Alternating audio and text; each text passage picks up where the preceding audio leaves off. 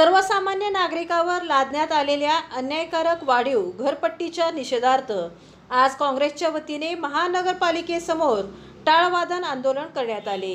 विरोधी पक्षनेते मंगेश चव्हाण, काँग्रेसचे सर्व नगरसेवक, नगरसेविका आणि असंख्य काँग्रेस कार्यकर्त्यांनी या आंदोलनात सहभाग घेत प्रशासनाचा निषेध नोंदवला। वाढीव घरपट्टी तात्काळ रद्द करण्याची जोरदार मागणी यावेळी करण्यात आली।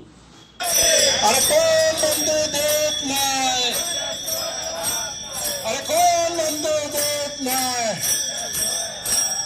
काँग्रेस पक्षाचा कशाला कोण म्हणतं घेत नाही।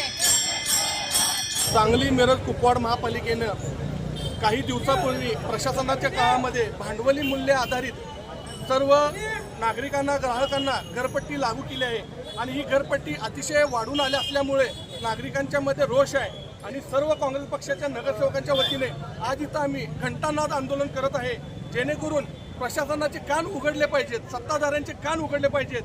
मागच्या वेळी तुम्ही बघितलं 2022 साली चंद्रकांत दादांनी घरपट्टी कमी केली होती, फक्त एवढंच की येणारी इलेक्शन डोळ्यासमोर ठेवून, आणि ज्यावेळी इलेक्शन झाली त्यावेळी ही लोक सत्तेत बसली आणि गेले महिन्याभरातच या लोकांनी ही घरपट्टी वाढवली आहे।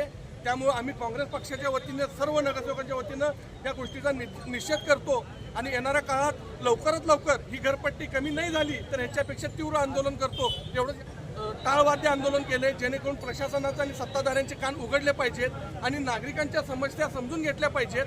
नागरिकांच्या मध्ये रोष जो असणारा तो कुठं तर कमी केला, ह्या लोकांनी कमी केला पाहिजे, यासाठी घरपट्टी कमी केली पाहिजे।